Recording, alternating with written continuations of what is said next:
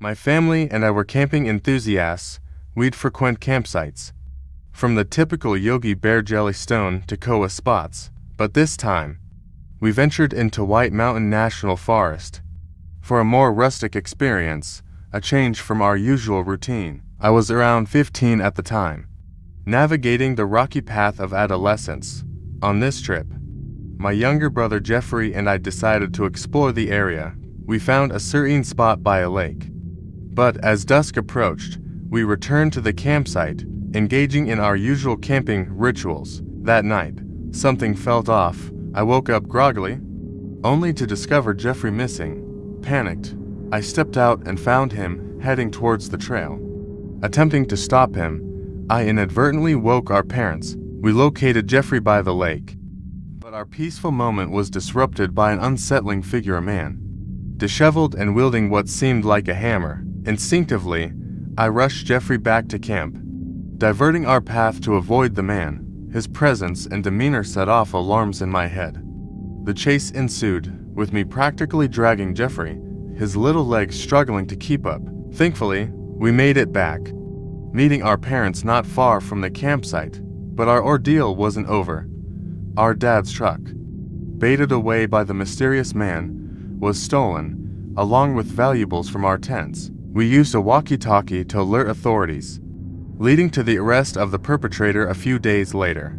The man, who seemed unhinged and dangerous, had stolen the truck and was involved in a drunk driving incident, wrecking it. Reflecting on that night, I shudder to think what might have happened if we'd been deeper in the woods. The whole experience felt like a nightmare, a chilling reminder of the dangers lurking beyond the comfort of familiarity. When I was a teenager, a chilling incident occurred at my friend Alex's house. It was an average suburban neighborhood where I felt safe until that night. I wasn't keen on staying home alone, especially when my mom was away. So, I bunked at Alex's, just down the street. We were hanging out with his parents and their guests, having a blast outside until we were ushered in around 11 p.m. to get ready for bed. The night took a terrifying turn when, amid sleep in the basement, I awoke to strange noises. Initially, I dismissed it, assuming it was one of Alex's cousins. But then came the pounding, ominous and unsettling. I hesitated, attributing it to adults or someone from downstairs. The atmosphere grew eerie as the party outside quieted. Fear gripped me, reminiscent of childhood's irrational fears of monsters lurking. Trying to return to sleep proved futile when suddenly, a man loomed over me, attempting to grab and abduct me. In a frantic struggle, the others intervened, but the assailant managed to seize me. It was Alex's dad who heroically intervened, using a fire extinguisher to incapacitate the attacker. Despite our efforts, the masked man escaped. I couldn't shake off the nightmares or the paranoia afterward. It haunted me, leaving me sleepless and wary, reflecting on what transpired. It's clear how crucial listening to intuition is. Perhaps, had I trusted my gut, the outcome might have been different. This harrowing experience ingrained in me the importance of heeding instincts, ensuring safety over sorry situations. The intruder likely entered through the sliding glass door, lurking in the shadows, planning his nefarious act. Although the concussion healed, the emotional scars persisted, teaching me to trust instincts and never disregard them for a peaceful night's sleep. I'm grateful for Alex's vigilant parents that night, but it's a stark reminder that safety trumps all. That incident shaped my approach to life, urging others always to prioritize safety and intuition. It's a hard lesson learned, but a crucial one for navigating life's uncertainties. It all started on a rainy night. My dad wanted me to babysit my little brothers while he headed to the bar for some pool and drinks.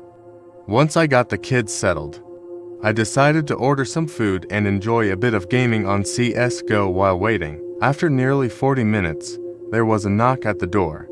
A rough-looking man claimed he had my food. I tipped him, and off he went. I returned to my computer, forgetting to lock the door.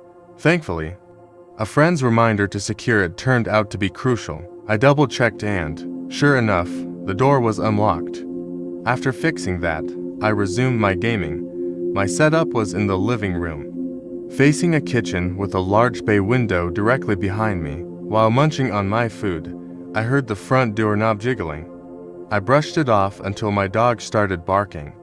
Panic struck as the door began rattling with aggressive banging. Terrified, I hid under the counter, dialing my dad and then 911. Meanwhile, my little brothers, screaming, claimed someone stood outside their bedroom window, urging them to unlock it. I ushered them to my room, instructing them to stay hidden. I feared the intruder might target the back door, a glass one vulnerable to being rocked or shattered, armed with a knife. I anxiously awaited the arrival of the police and my dad, dreading a potentially life-threatening showdown. When the cops finally arrived, the trespasser had vanished. Every night following that incident, I lived in fear of his return, imagining a face-to-face encounter, unsure if it was a random stranger or the earlier Chinese food delivery driver. I hoped he'd stay away, and thankfully, he did. But the fear lingered, especially during lonely nights. It was unsettling, realizing how vulnerable we were as kids. Perhaps the intruder sensed that vulnerability, but thankfully, he gave up. I'll never know the real reason he fled. Perhaps he heard the police call, but the uncertainty left a lasting impact. As a young child, my family and I resided in a tiny town, a place I despised during my early years. Despite my initial disdain, as I grew older, I discovered a newfound affection for it. Yet, it was a town with challenges. Situated a distant 15 minutes away from any store, and our family, though close-knit, struggled financially. Socializing was restricted, and I received homeschooling, save for the company of my younger brother. Otherwise, the isolation might have been maddening. My upbringing was about 95% seclusion from the outside world. My father toiled for nearly 15 hours daily, while my mother, a stay-at-home mom, cared for us. Picture a house in rural Mississippi, surrounded by acres of cornfields, neighbors just a 2-minute drive away. This setting felt normal growing up. But as I ventured into city life, I realized how sheltered I was. Despite this, nights in the countryside were eerily dark, devoid of street lights. One night, I ventured out while everyone slept, not for mischief, but sneaking out nonetheless, a breach of my curfew. Sometimes, I carried a lantern, reading under a tree or swinging on the hammock. Other times, I simply sat on the porch when boredom struck. I suppose I was an odd kid. On one such night, I heard voices, distinct from my family's. Curiously, I investigated. There was an odd calmness, perhaps naive innocence that shielded me from fear. I followed the sound. An angry man's voice, possibly on the phone, but why was he in our vicinity? Peeking from behind a tree, I saw his shadowy figure moving with the wind, heading my way. That's when fear struck. A realization of potential danger. I sprinted back home, but he pursued, banging on our door, threatening to get me. Swiftly, my father armed himself, warning the intruder without unlocking the door. The man paused, then fled as soon as he heard my father's voice. We didn't involve the police, assuming the threat had dissipated, though I often envisioned his return, envisaging darker outcomes. Thankfully, he never reappeared. In my thoughts, I believe my father would have defended us fiercely if needed. That's the tale of my encounter with the man who attempted to abduct me and invade our home. It was a typical Friday after school, the kind where I relished in the freedom of having the house to myself, with my parents at work until later in the evening and my older brother off doing who knows what. I reveled in the chance to unwind. As soon as I stepped off the bus, I dove straight into my comfort zone, shedding the strict school attire for cozy sweatpants and an oversized t-shirt that I'd never wear in public. There was something magical about that transition from school to home. a feeling of relief and relaxation. Following my usual routine of a quick shower, some snacks, and eager anticipation for my friends to hop online for gaming, I learned my parents would be out at a party a few hours away.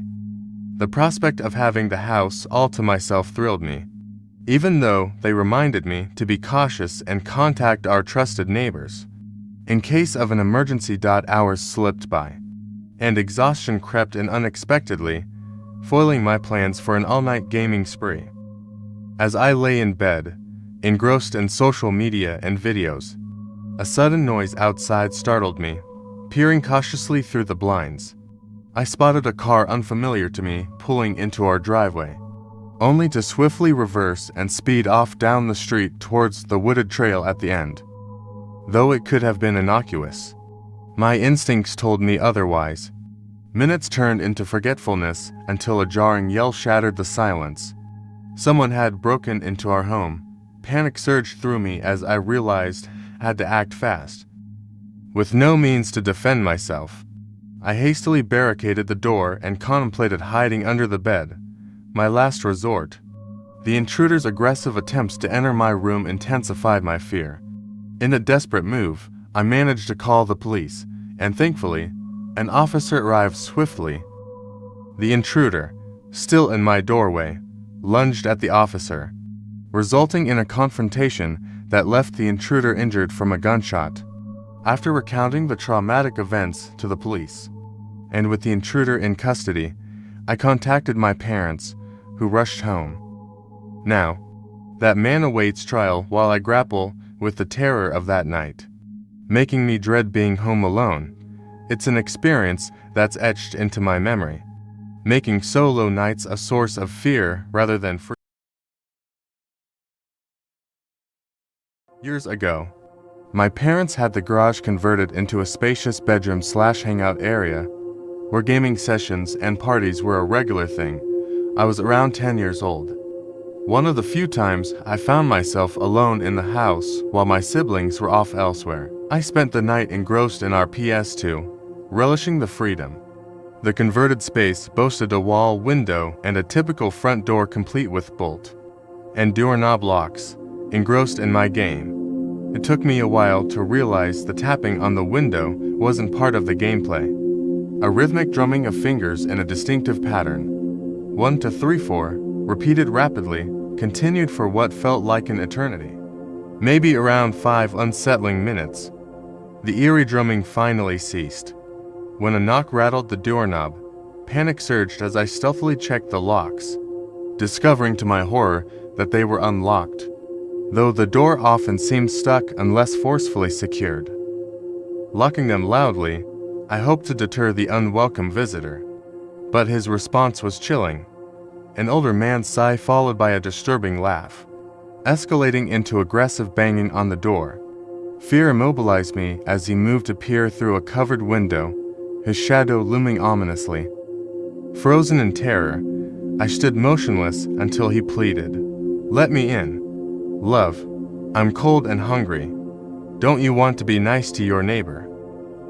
I acted impulsively, plunging into darkness, hiding in my closet until my parents returned from their anniversary date.